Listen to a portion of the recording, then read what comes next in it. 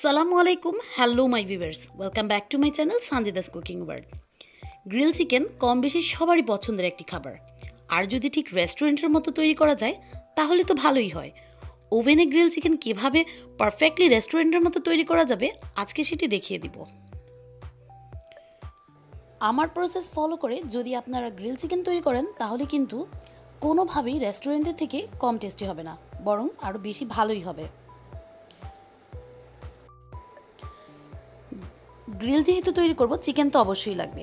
এখানে আমি একটি আস্ত চিকেন নিয়ে নিয়েছি, আর এটির ওজন প্রায় 1.5 কেজির মতো।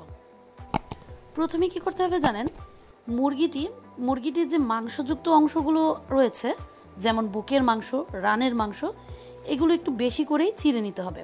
একটি ছুরি দিয়ে লম্বা লম্বা করে আমি এভাবে চিড়ে নিচ্ছি। উল্টিয়ে পাল্টিয়ে যেখানে যেখানে মাংস বেশি সব দিক থেকেই এটিকে চিড়ে নিচ্ছি। একটু খুঁজে খুঁজে কাজটা করে নেবেন, যেখানে মাংস বেশি থাকবে সেখান থেকেই ছুরি দিয়ে এভাবে লম্বা লম্বা করে একটু চিড়ে নিতে হবে।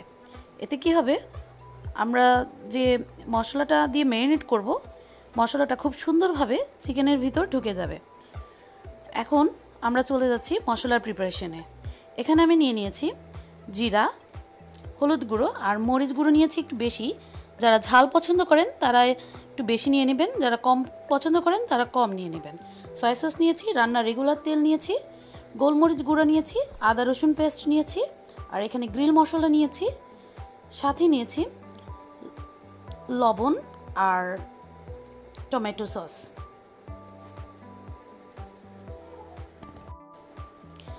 একটি মিক্সিং বোল নিয়ে নিয়েছি, এতে আমি একে একে করে সব মশলা দিয়ে দিব। দিয়ে দিচ্ছি জিরা গুঁড়ো, আদা রসুন পেস্ট দিয়ে দিচ্ছি,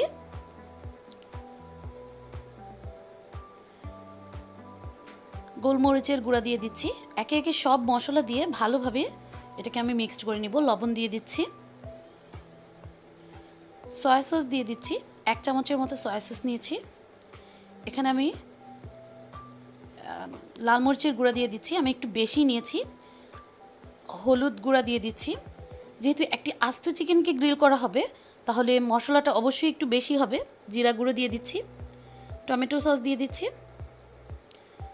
আর যেহেতু চিকেনটাও পুরো একটা চিকেন নিয়েছি, মশলা একটু বেশি হবে, না হলে পুরো চিকেনটাকে মশলাটা কভার করবে না। চেষ্টা করবেন সবগুলো মশলাই একটু একটু বেশি করে নিয়ে নিতে।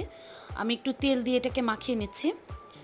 অবশ্যই তেল দিয়ে মাখিয়ে নেবেন, এখানে কোনো পানি ইউজ করা যাবে না। আর এই কাজটা হাত দিয়েই করতে হবে, হাত দিয়ে ভালোভাবে মিক্সড করে নিতে হবে। একটা ক্রিমি টেক্সচার আসবে। আমি কিন্তু হাত দিয়ে খুব ভালোভাবে মাখিয়ে নিচ্ছি। এখন এই মশলাটা চিকেনে ভালোভাবে মাখিয়ে নিচ্ছি। খুব তাড়াহুড়া করলে চলবে না, এই কাজটা একদম আস্তে আস্তে যত্ন সহকারে করতে হবে। পুরো চিকেনটাতেই মশলাটা খুব সুন্দরভাবে ভালোভাবে মাখিয়ে নিতে হবে। যেই অংশগুলো চিরা আছে ওটার ভিতরে ভালোভাবে মাখিয়ে নিতে হবে। ভিতরে উল্টিয়ে পাল্টিয়ে সব জায়গায় মশলাটা সুন্দরভাবে মাখিয়ে নিতে হবে। দেখতেই পাচ্ছেন আমি খুব সুন্দরভাবে ভালোভাবে উপর থেকে নিচে সব জায়গায় এই মশলাটা ভালোভাবে মাখিয়ে নিচ্ছি।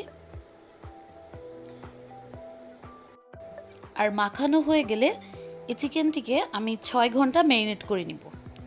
যদি হাতে সময় না থাকে তাহলে অবশ্যই মিনিমাম 3 ঘন্টা এটাকে ম্যারিনেট করতে হবে। আমার কিন্তু পুরো চিকেনটাতে মশলাটা মাখানো হয়ে গিয়েছে। এখন উপর থেকে একটু তেল দিয়ে মেখে, তেলটি মাখানো হয়ে গেলে আমি এটাকে 6 ঘন্টার জন্য ম্যারিনেট করে নিব। ফিরে আসছি 6 ঘন্টা পরে। আমার 6 ঘন্টা ম্যারিনেট করে নিয়েছি। ওভেনে যে প্লেটটি থাকে সেটি আমি একটি অ্যালুমিনিয়াম ফয়েল পেপার দিয়ে ঢেকে দিয়েছি। এতে করে চিকেন স্টাফগুলো দিয়ে ওভেনটি নষ্ট হয়ে যাবে না, আর চিকেন স্টাফগুলো বারবার ইউজ করা যাবে। এটার ভিতরে যে চিকেন স্টাফগুলো পড়ে থাকবে সেটা আমি চিকেনের গায়ে একটি ব্রাশ দিয়ে বারবার লাগিয়ে নিতে পারবো। এখন একটি লেবু চিপে দিয়ে দিব। পুরো চিকেনটাতে আমি লেবুটা চিপে দিয়ে দিব।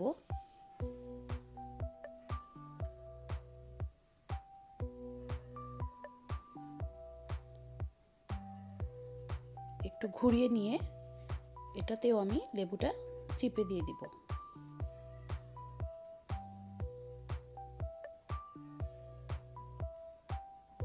এখন একটি সুতো দিয়ে আমি চিকেনের দুটি পা বেঁধে দিব।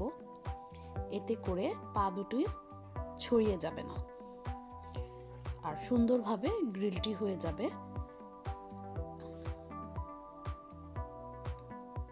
পা দুটোকে এভাবে বেঁধে দিতে হবে।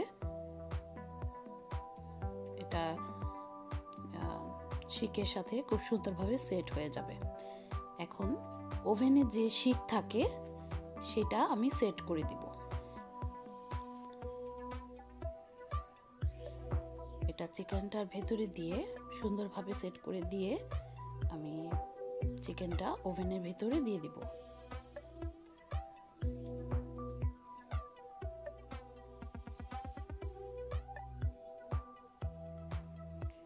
আমার শিকটা লাগানো হয়ে গিয়েছে। এখন এই চিকেনটা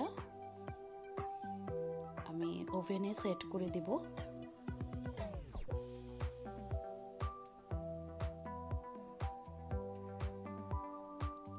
ওভেনের ভিতরেই এটা লাগানোর একটা সিস্টেম আছে, এটা আপনারা ওভেনে দিলেই বুঝতে পারবেন। এভাবে আমি সেট করে দিচ্ছি।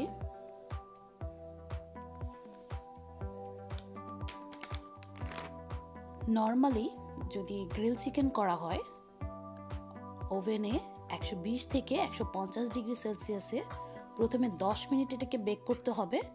তারপর টেম্পারেচার কমিয়ে 60 থেকে 80 ডিগ্রি সেলসিয়াসে আরও 30 থেকে 35 মিনিটের জন্য সেট করে নিতে হবে।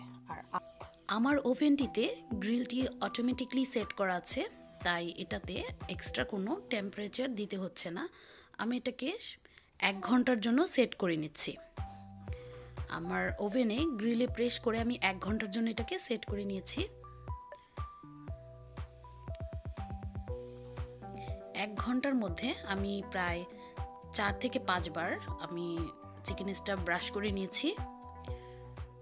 গ্রিল চিকেন কিন্তু সবসময় একটু পোড়া পোড়াই হয়, আর এই পোড়া পোড়াটা খেতেই বেশি ভালো লাগে। আমি উপর থেকে বাটার দিয়ে দিচ্ছি। আমার গ্রিল চিকেনটি কিন্তু একেবারেই পরিবেশনের জন্য রেডি হয়ে গিয়েছে। আর কি দিয়ে খাবেন এটা নতুন করে বলার কিছু নেই। রুটি কিংবা পরোটা কিংবা নান, আপনার যেটা পছন্দ তা দিয়ে খেতে পারেন।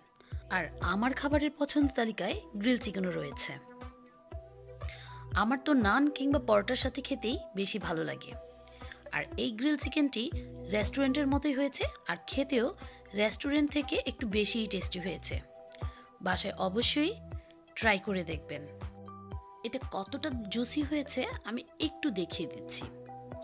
আমার ভিডিও যদি ভালো লাগে তাহলে অবশ্যই লাইক, কমেন্ট আর শেয়ার করবেন আপনার ফ্রেন্ডস অ্যান্ড ফ্যামিলির সাথে। আর আমার চ্যানেলটি সাবস্ক্রাইব করে পাশের বেল আইকনটি ক্লিক করে দিবেন। আবারও দেখা হবে নতুন কোনো রেসিপি নিয়ে। সবাই ভালো থাকবেন। আল্লাহ হাফেজ।